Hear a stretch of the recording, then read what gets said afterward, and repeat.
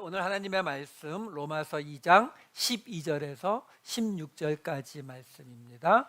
로마서 2장 12절에서 16절까지 말씀 제가 읽어드리도록 하겠습니다. 무릇 율법 없이 범죄한 자는 또한 율법 없이 망하고 무릇 율법이 있고 범죄한 자는 율법으로 말미암아 심판을 받으리라.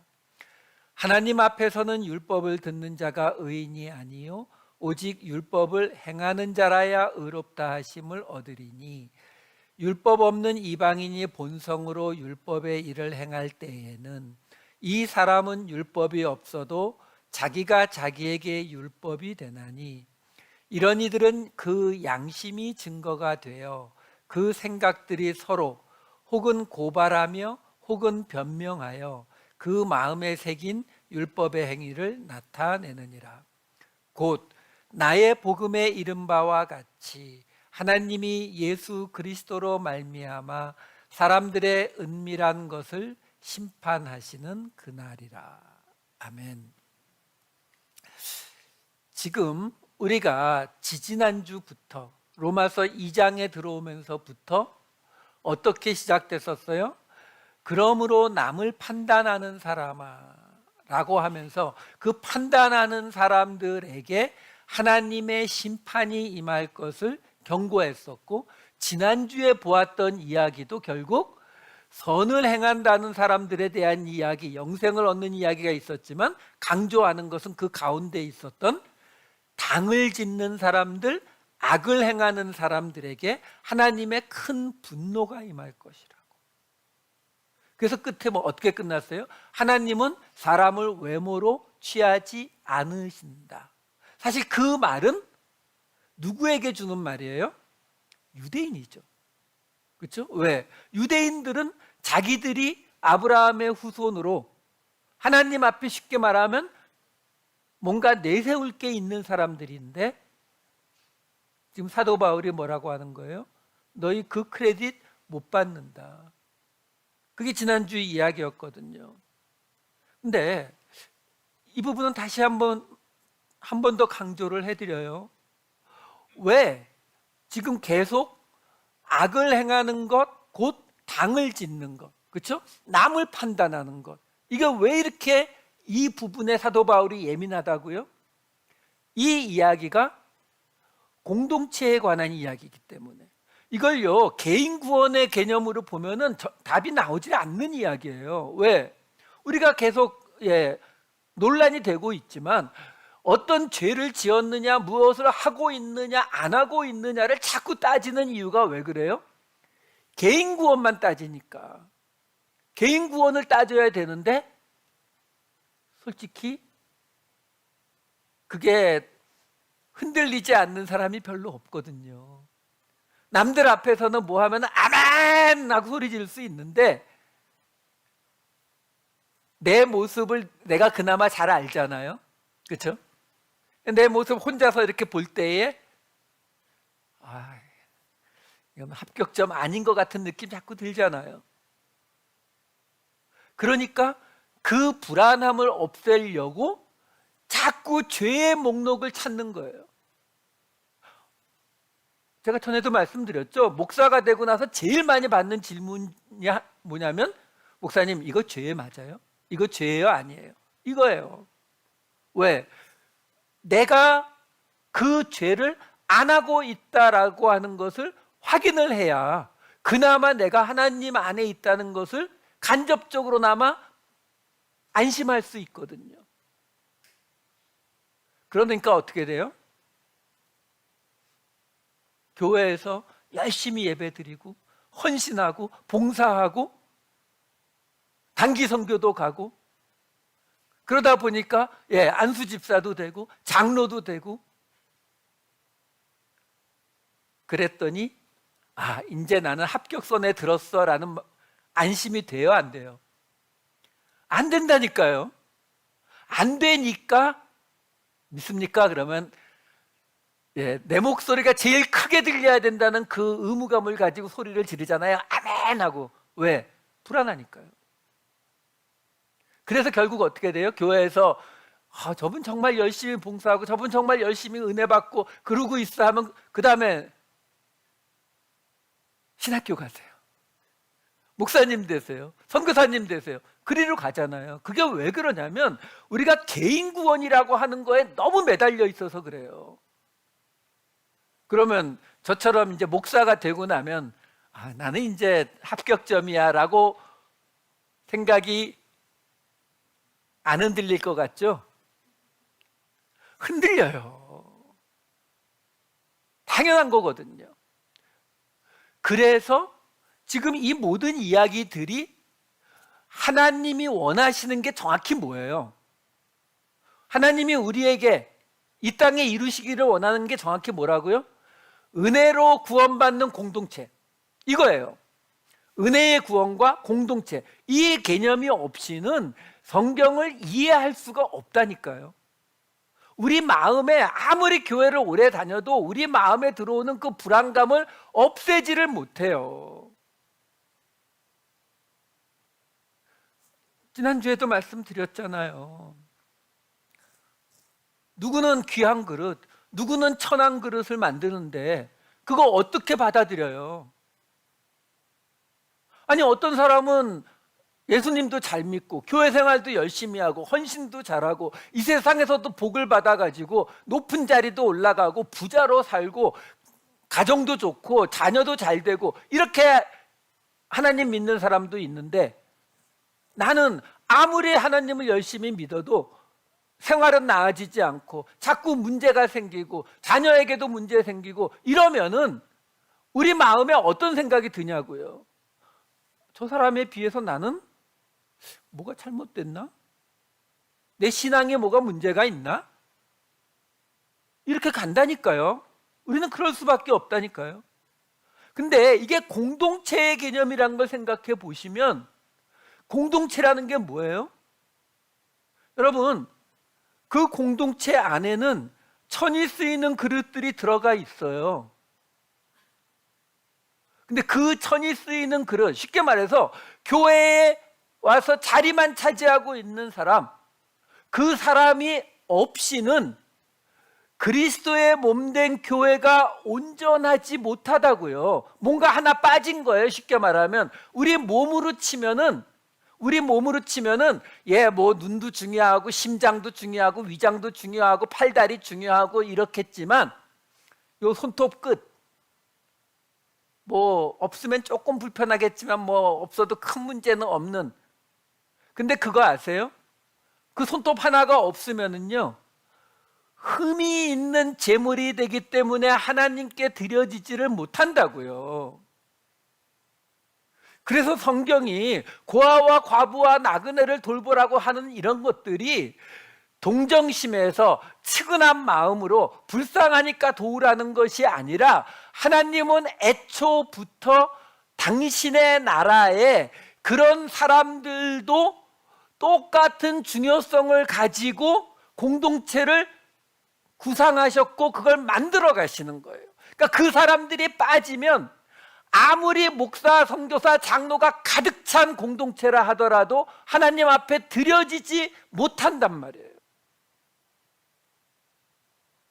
손가락 하나가 심장이나 눈이나 이런 거에 비하면은 덜 중요한 게 맞죠. 좀 잘라져도 살잖아요.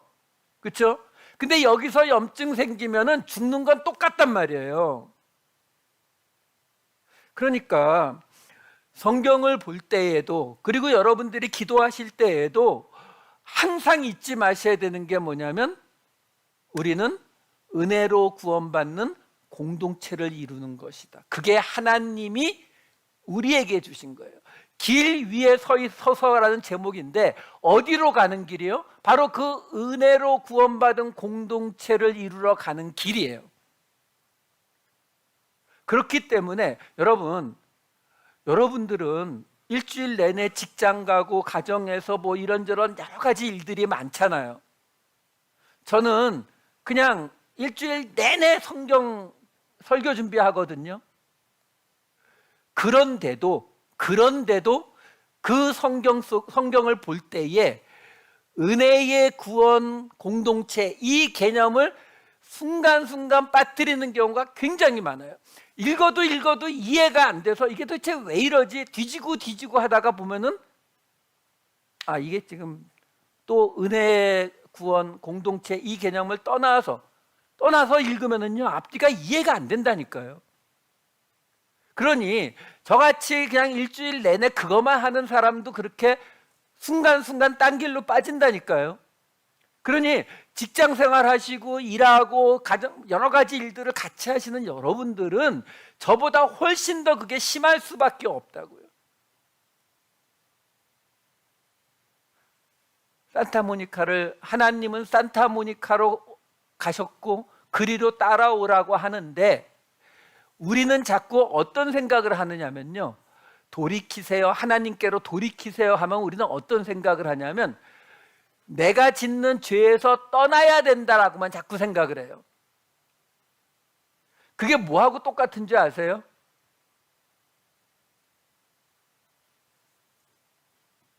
어느 날 잘생긴 연예인 사진을 보면서 일단 내가 살을 좀 빼고 저렇게 돼야지. 돼요? 안 돼요? 안 되거든요. 일단요, 산타모니카로 가는데 내 몸에 덕지덕지 붙어있는 것들을 떼내면은 그러면 좀 더 빨리 갈 수 있겠죠. 덜 힘들게 갈 수 있어요. 그러니까 죄를 떼내는 것도 중요해요. 근데 그게 먼저가 아니라고요. 먼저는 뭐예요? 10번 프리웨이는 타셔야죠. 그것도 동쪽 말고 서쪽으로. 아무리 죄를 다 떼내면 뭐해요? 10번 프리웨이를 동쪽으로 타서 산타모니카를 가겠다고 하면 못 간다니까요. 아니요, 도리어 죄를 다 떼내니까 빠른 속도로 멀어지죠. 이거는 여러분 이거 하나만 분명히 알고 계시면은 사실은 뭐 이렇게 말하면 안 되지만 한 달쯤 설교 안 들으셔도 돼요. 항상 깨어 있으셔야 하는 게 뭐냐면 은혜의 구원이라고 하는 이것도 우리의 본성에 안 맞고요. 그리고 공동체라는 것도 우리 본성에 안 맞잖아요.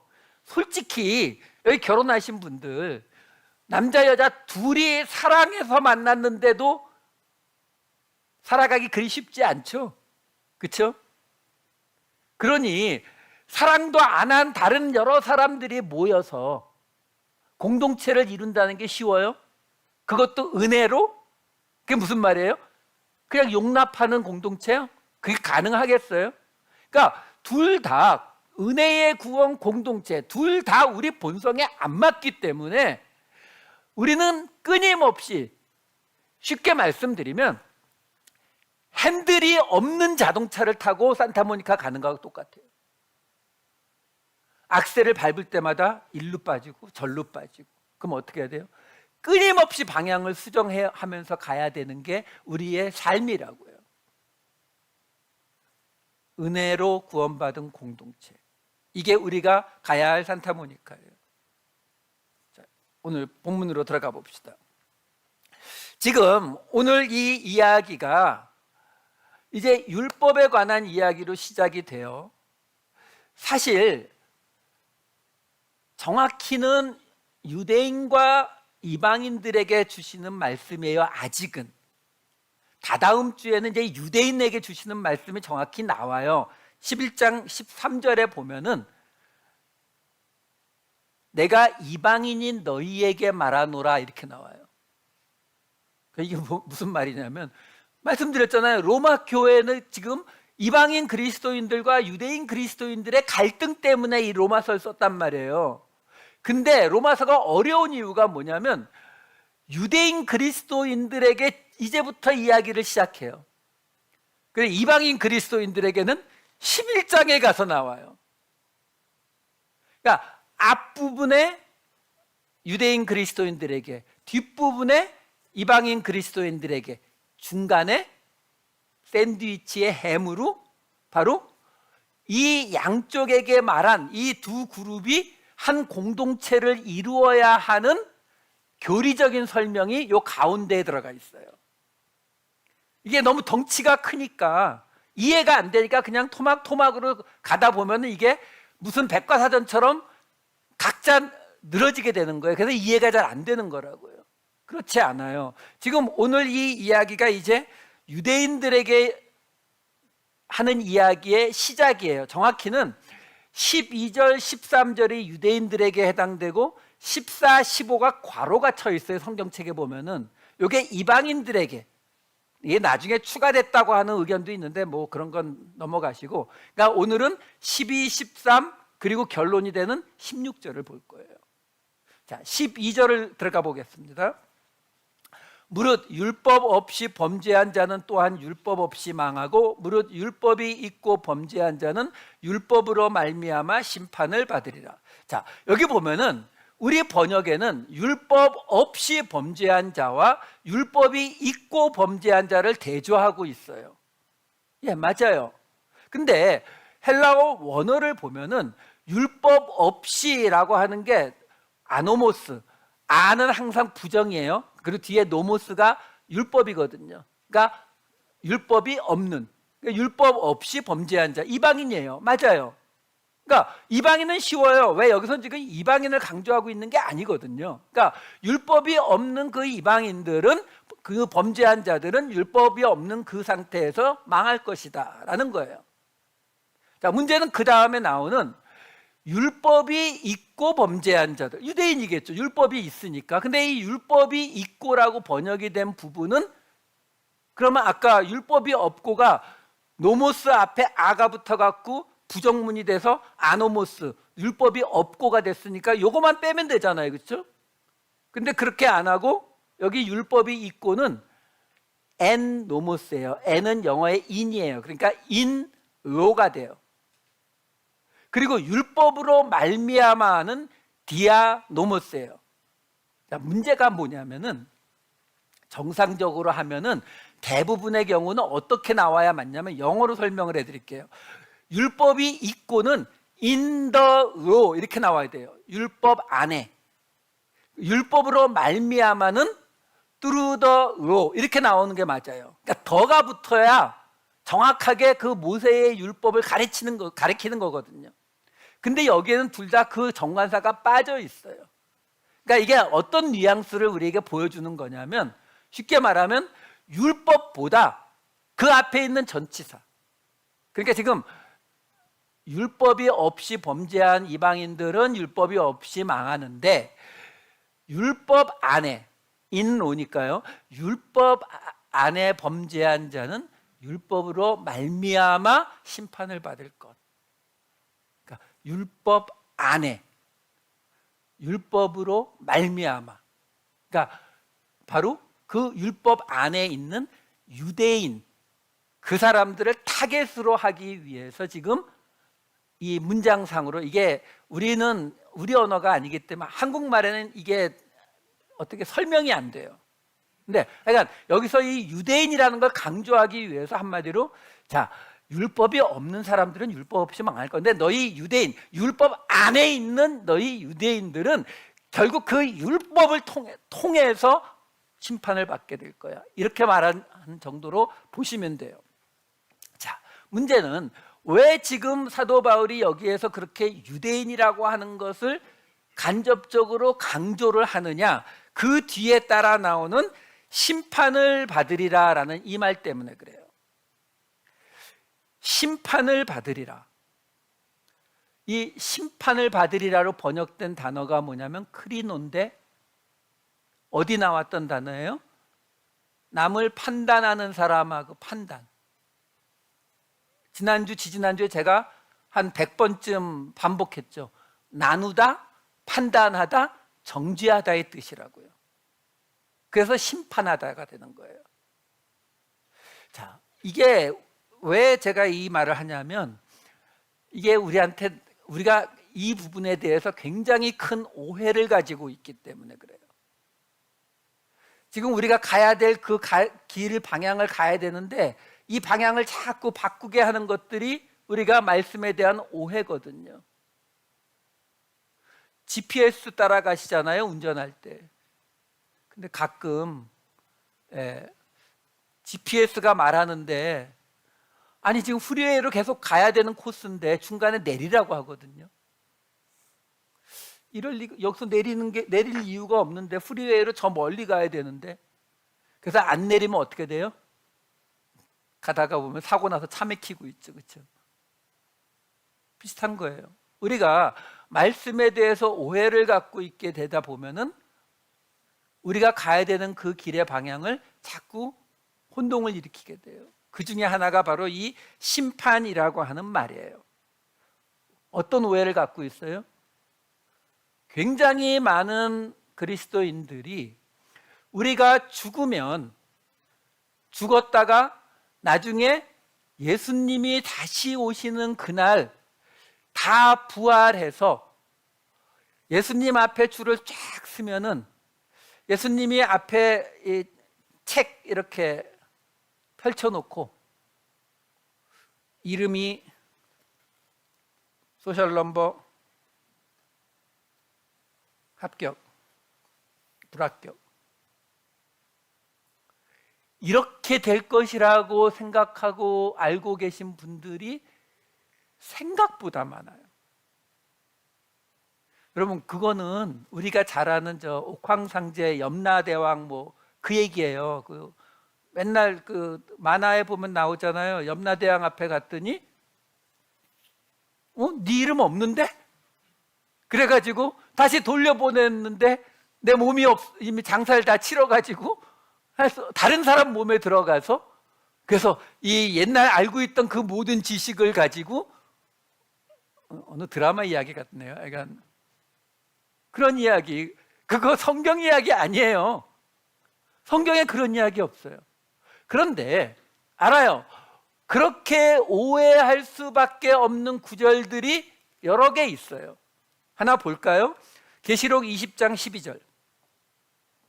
또 내가 보니 죽은 자들이 큰 자나 작은 자나 그 보좌 앞에 서 있는데 책들이 펴 있고 또 다른 책이 펴졌으니 곧 생명책이라. 죽은 자들이 자기 행위를 따라 책들에 기록된 대로 심판을 받으니. 맞는데요? 죽은 자들이 다 심판받고 생명책 펴 있고. 그런데요, 요 앞에 보면은 어떤 구절이 있냐면 20장 4절에 이런 게 나와요. 또 내가 보좌들을 보니 거기에 앉은 자들이 있어 심판하는 권세를 받았더라. 또 내가 보니 예수를 증언함과 하나님의 말씀 때문에 목배임을 당한 자들의 영혼들과 또 짐승과 그의 우상에게 경배하지 아니하고 그들의 이마와 손에 그의 표를 받지 아니한 자들이 살아서 그리스도와 더불어 천년 동안 왕노릇하니. 제가 계속 말씀드리지만 성경은요, 우리가 죽는 그 육체의 죽음을 죽음이라고 말하지 않습니다. 여기 지금 목배임을 당한 자, 이거는 칼로 목 잘려서 죽은 순교한 사람들만, 아니요, 그냥 죽은 자들, 하나님의 말씀 때문에, 예수를 증언하는 것 때문에. 이건 그러니까 선교사님들이나 전도자들, 아니요, 우리도 예수를 증언하고 있어요. 우리의 삶으로. 우리의 성도들도, 여러분,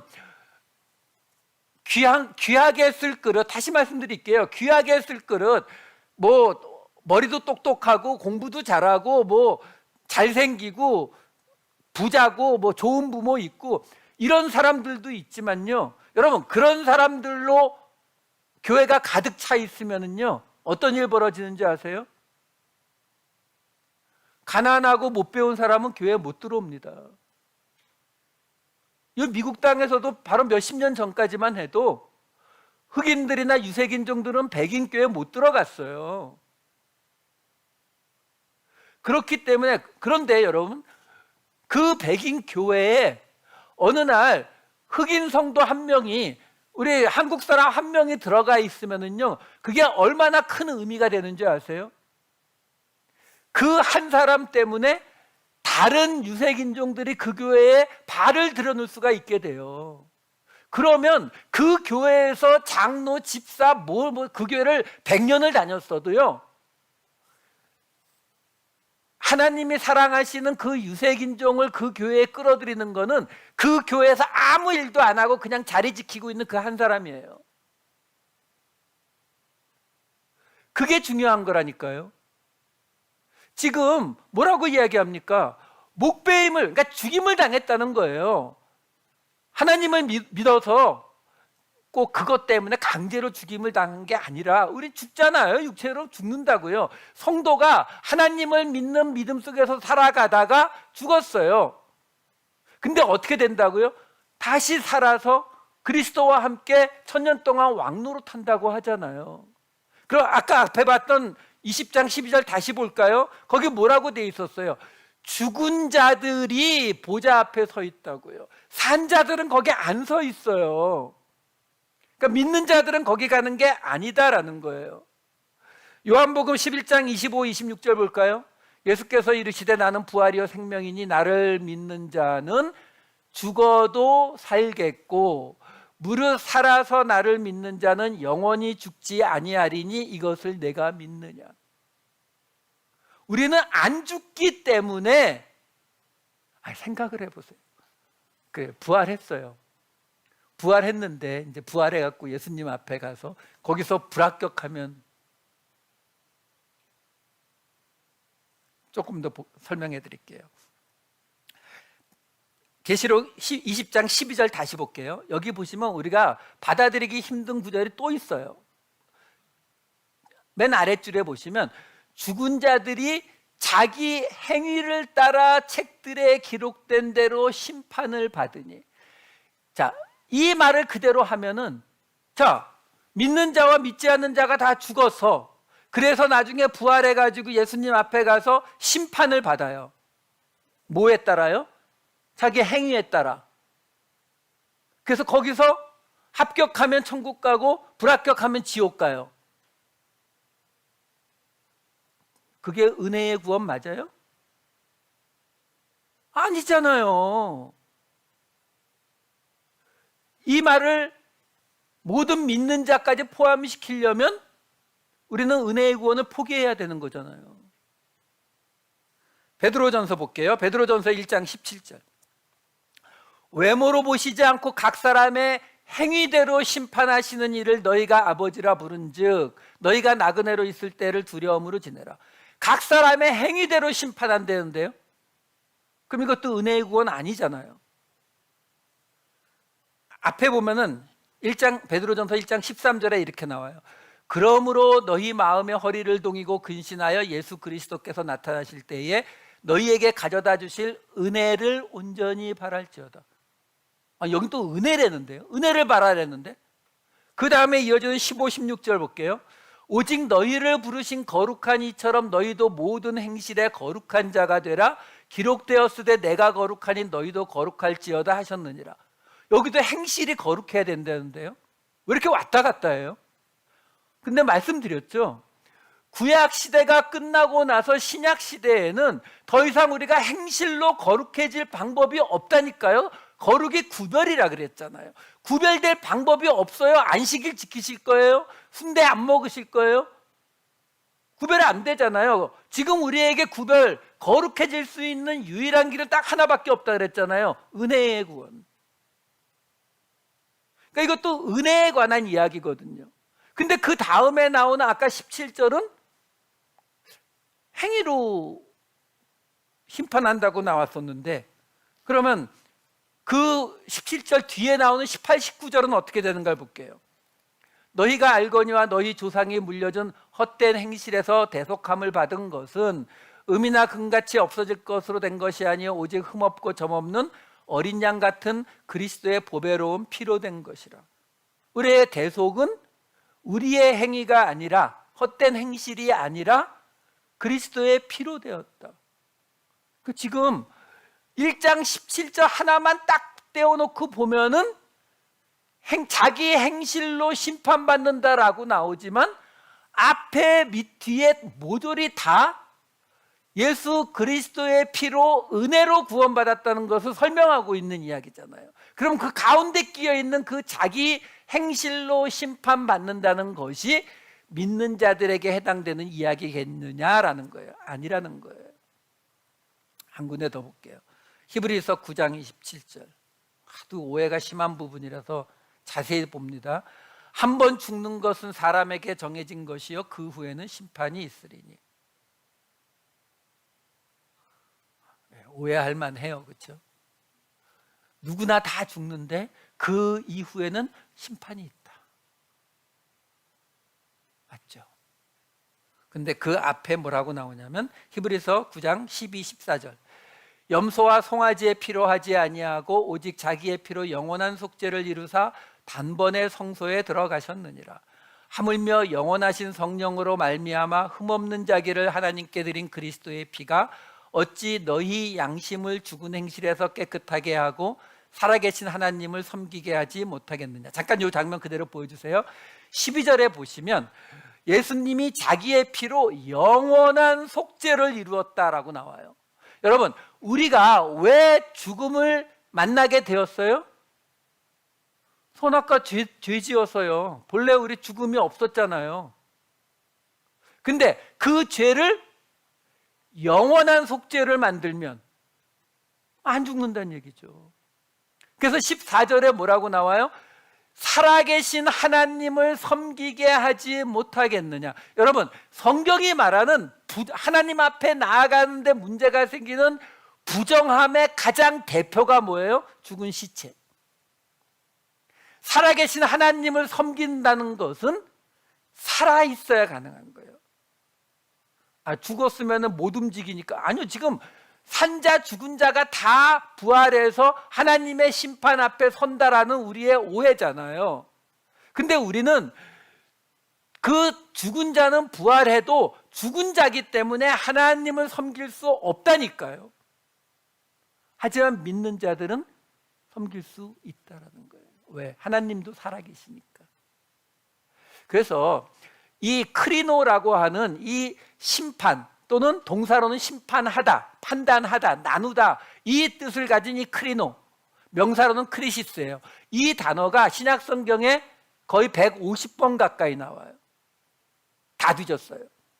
다 뒤졌더니 그냥 내가 판단하다, 생각하다 이렇게 번역된 거는 상관이 없고 심판하다로 번역이 된 것들 중에서 믿는 자도 심판받는다라고 하는 구절은 하나도 없어요. 모조리 다 죄 지은 자들, 죽은 자들에 받는 심판만을 이야기합니다. 몇 개만 보여드릴게요. 로마서 14장 10절. 내가 어찌하여 내 형제를 비판하느냐, 어찌하여 내 형제를 업신여기느냐, 우리가 다 하나님의 심판대 앞에 서리라. 이런 구절을 따로 떼어가지고 우리라고 나오잖아. 우리. 그러면 모두 다 하나님의 심판대 앞에 선다. 로마서는 지금 유대인 그리스도인들과 이 이방인 그리스도인들의 갈등 때문에 이 이야기를 다 쓰고 있는 거거든요. 그러니까 그들에게 이야기하는 거예요. 형제를 그렇게 비판하고 업신여기면 우리 모두 다 하나님의 심판대 앞에서, 그러니까 비판하고 업신여기는 자들이 심판받는다는 이야기를 하는 거고요. 고린도전서 5장 12, 13절 보시면은 밖에 있는 사람들을 판단하는 것이야 내게 무슨 상관이 있으리오마는 교회 안에 있는 사람들이야 너희가 판단하지 아니하랴. 밖에 있는 사람들은 하나님이 심판하시려니와.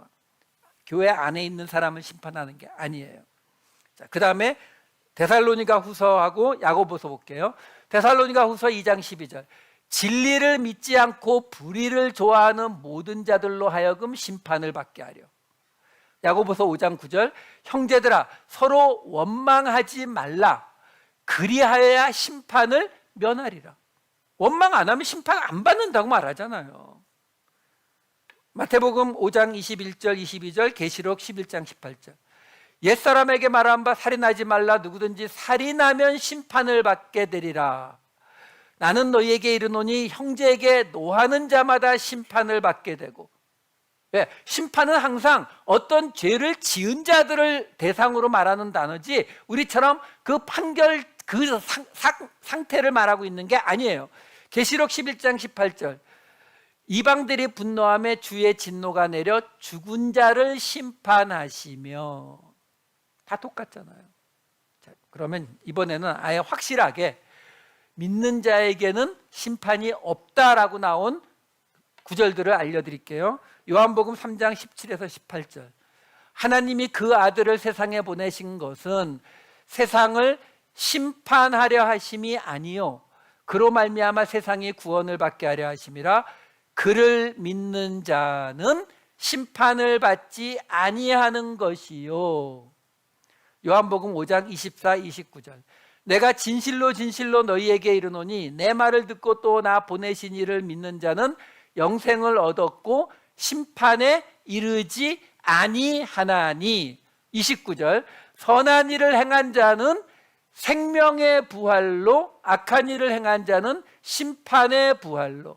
예, 우리 믿는 자나 믿지 않는 자나 나중에 다 부활하는 건 맞는데, 우리는 그 부활해 가지고 심판받으러 가는 게 아니라 우리는 그냥 생명의 부활로 끝나고, 죄 지은 자들이, 하나님을 믿지 않는 자들이 심판의 부활로 가는 것이다 라는 거예요. 예.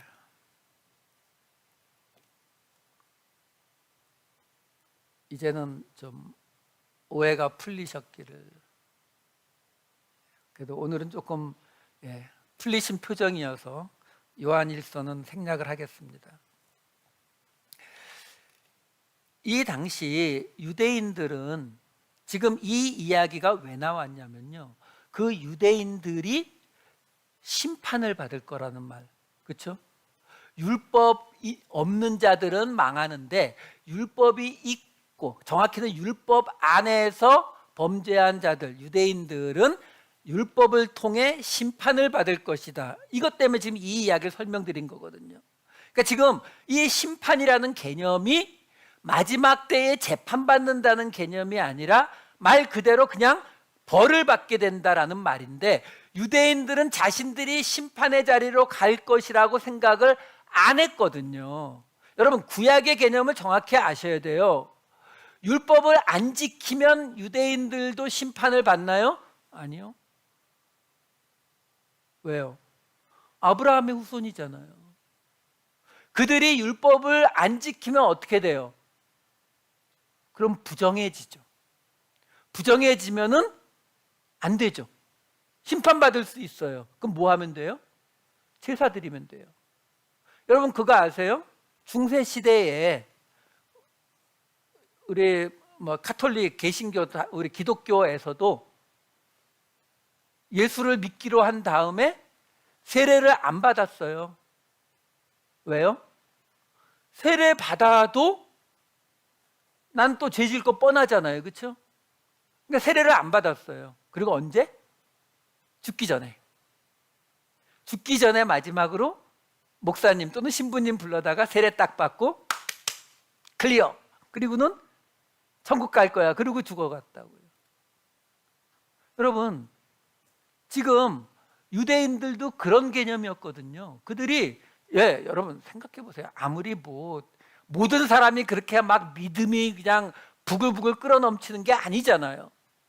그나마 예루살렘 근처에 살면 괜찮지만 멀리 살면 그 양 끌고서 며칠 거리를 걸어와서 제사 드리고 그리고 다시 돌아가야 되는데, 그러면 성전에 오면은 딱 오자마자 돼요?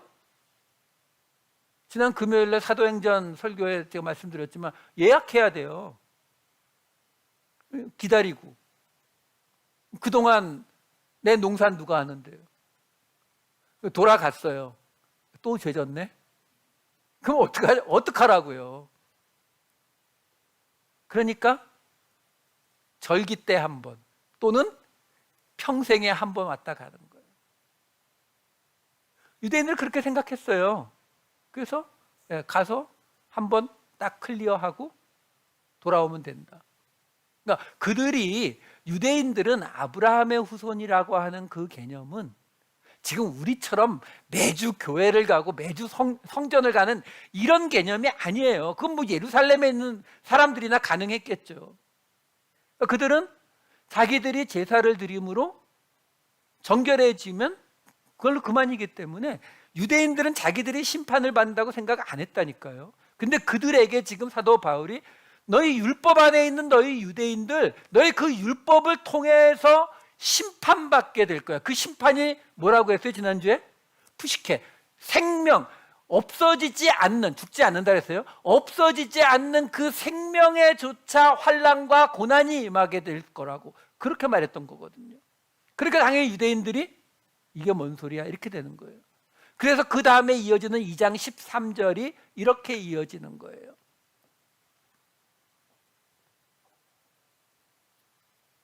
예, 조금 제가 한참 건너뛰어서 그래요. 예, 하나님 앞에서는 율법을 듣는 자가 의인이 아니요 오직 율법을 행하는 자라야 의롭다 하심을 얻으리니. 자, 여기서도 문제가 돼요. 이게 유대인들을 타겟으로 한 것이라는 게 계속 나오는 게 뭐냐면, 율법을 듣는 자와 율법을 행하는 자를 이야기하는데, 율법을 듣는 자, 이게 어디서 나온 말이냐면 신명기 말씀이에요. 신명기 6장 4절 말씀. 이스라엘아 들으라. 예수님도 인용하셨죠. 마가복음 12장 29에서 31절. 예수께서 대답하시되 첫째는 이것이니 이스라엘아 들으라. 주 곧 우리 하나님은 유일한 주시라. 내 마음을 다하고 목숨을 다하고 뜻을 다하고 힘을 다하여 주 너의 하나님을 사랑하라 하신 것이요. 둘째는 이것이니 내 이웃을 내 자신과 같이 사랑하라 하신 것이라. 이보다 더 큰 계명이 없느니라. 신명기 6장 4절 요 바로 뒤에는 뭐가 나오냐면은 주 하나님을 사랑하라는 말이 따라 나와요. 근데 예수님은 그걸 인용하시면서 거기에 이웃 사랑을 덧붙입니다. 예수님이 그 말씀을 왜 덧붙였을까요? 바로 유대인들이 그때 예수님 당시에 나라가 멸망당하고 살아가고 있는 이유가 뭐예요? 바로 그 이웃을 사랑하라는 계명을 안 지켰기 때문에. 그렇죠? 그래서 예수님이 이스라엘아 들으라, 쉐마 이스라엘이라고 하는 그 말씀을 인용하면서 거기에 이웃을 사랑하라는 말씀을 추가로 넣으신 거거든요. 그러면 지금 사도 바울은 2장 13절에서 그 말씀을 왜 인용을 했어요? 율법을 듣는 자가 아니다라는 말을 왜 했어요? 지금 로마 교회도 똑같이 유대인 그리스도인들과 헬라인 그리스도인들이 갈등을 일으키고 있었잖아요. 너희 지금 이스라엘아 들으라. 너희는 율법을 듣는 자, 그 듣는 자로 온전하지 않다. 이 쉐마 이스라엘이라는 이 말이요, 성경책 전체에 4번 나오는데 4번 다 신명기에만 나옵니다. 그리고 유대인들이 이 말씀을 좋아할 수밖에 없는 게 뭐냐면, 신명기라고 하는 말씀이 광야 40년을 마치고 약속의 땅에 들어가기 직전에 모세를 통해서 주신 말씀이잖아요. 근데 이 신명기에 보면은 이 쉐마 이스라엘이라고 하는 이 말씀이 6장에 나오고 9장에 나오고 20장에 나오고 27장에 4번 나오는데, 그 말씀 뒤에 뭐가 따라 나오느냐 하면, 제가 신명기 6장 11절 하나만 보여드릴게요.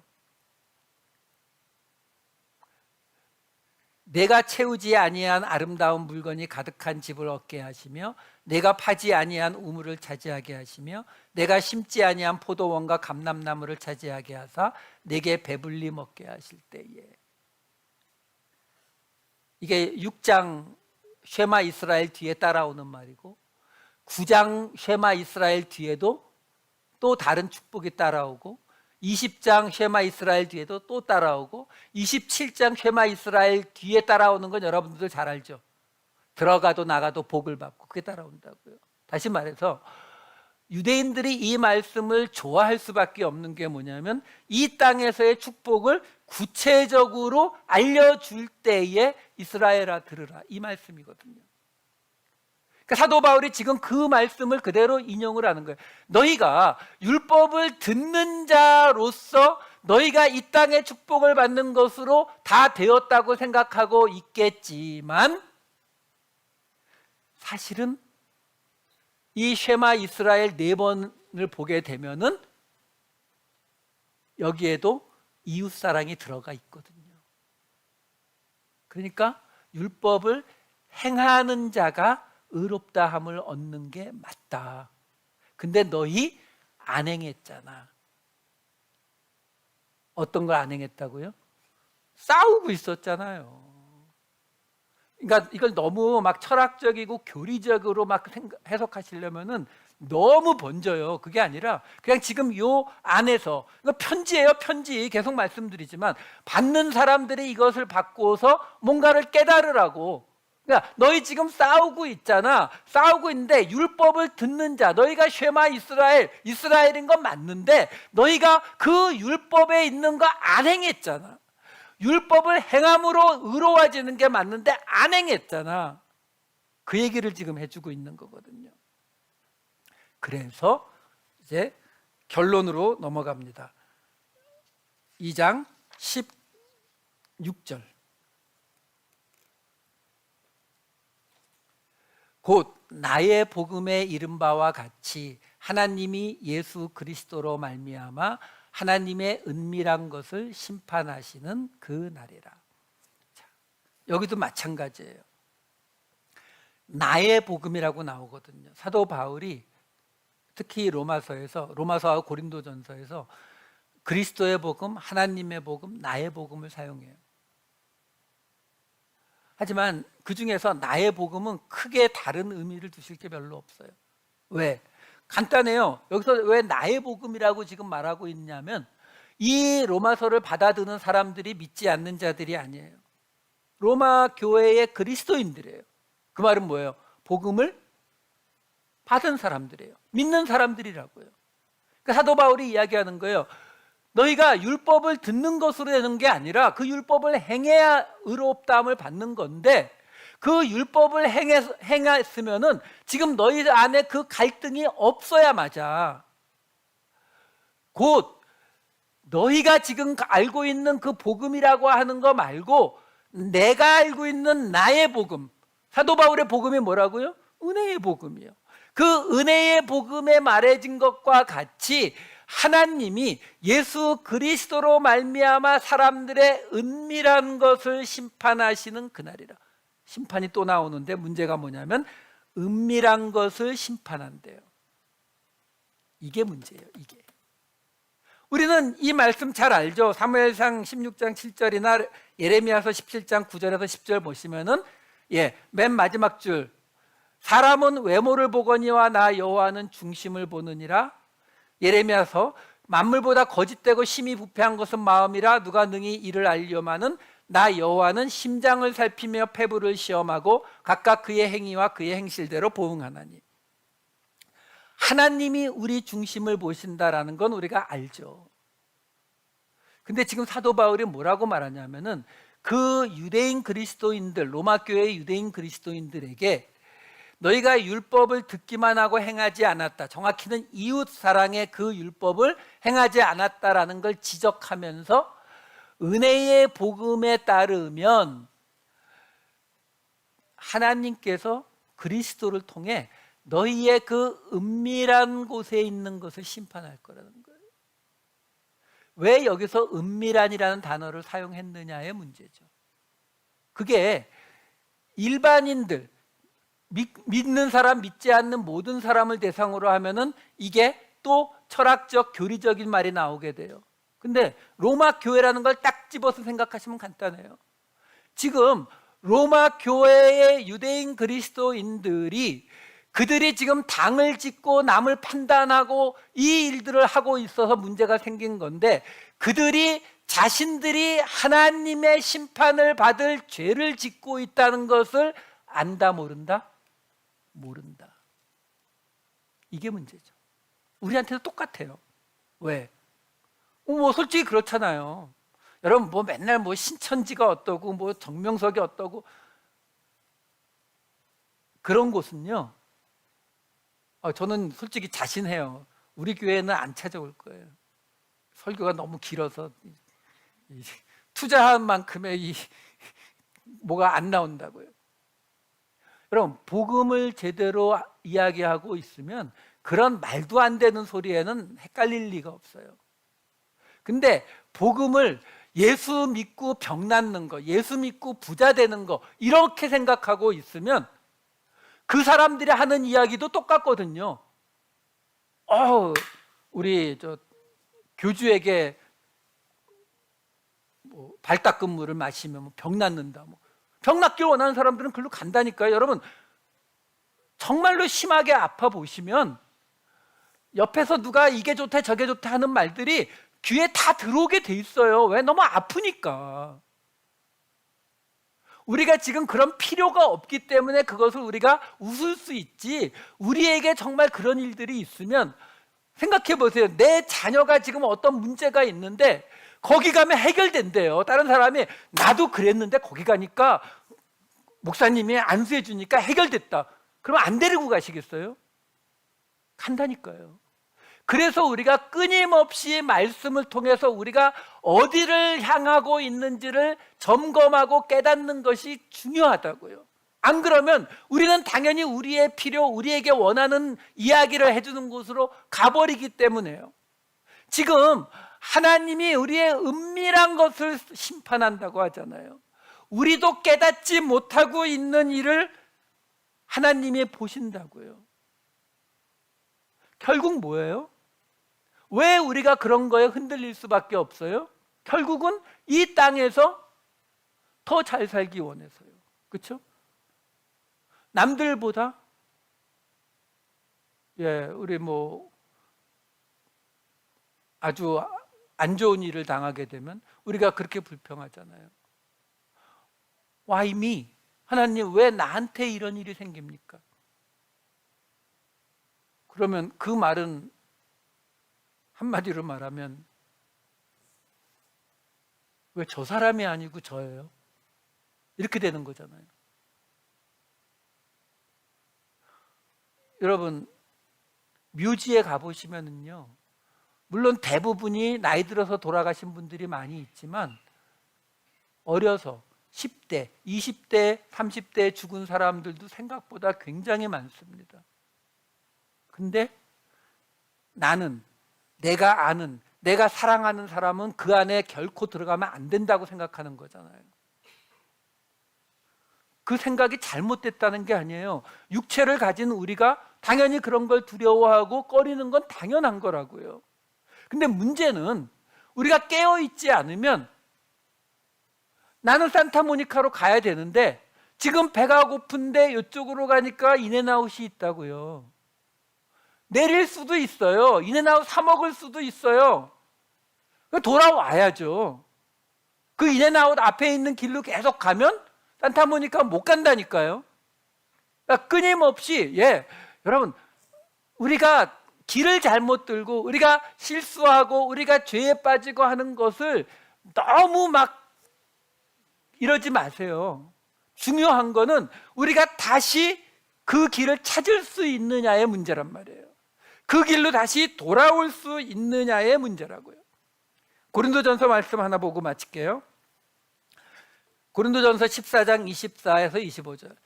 이게 지금 방언과 예언을 말하는 이야기에 나오는 거예요. 그러나 다 예언을 하면 믿지 아니하는 자들이나 알지 못하는 자들이 들어와서 모든 사람에게 책망을 들으며 모든 사람에게 판단을 받고 그 마음에 숨은 일들이 드러나게 되므로 엎드려 하나님께 경배하며 하나님이 참으로 너희 가운데 계신다 전파하리라.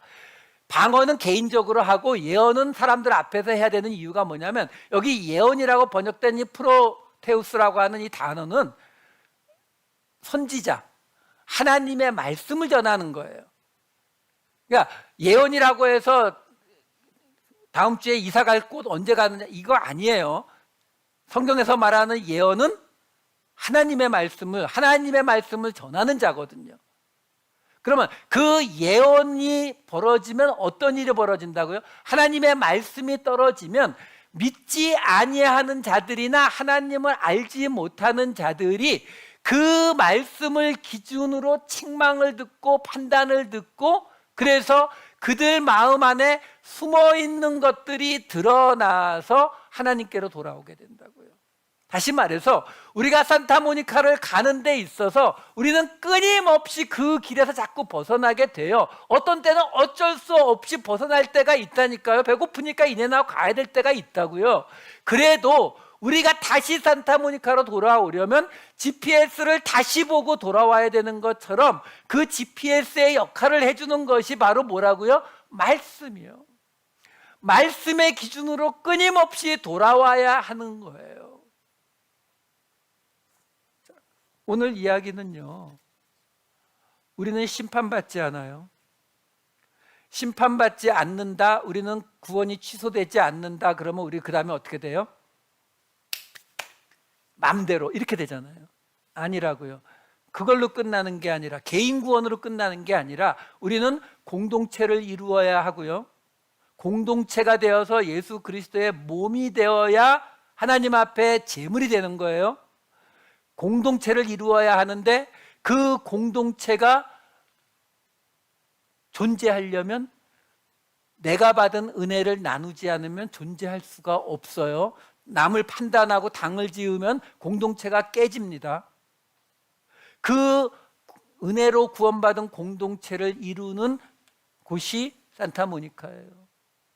그곳에 가는 우리는 여정을 걸어가고 있는 거예요.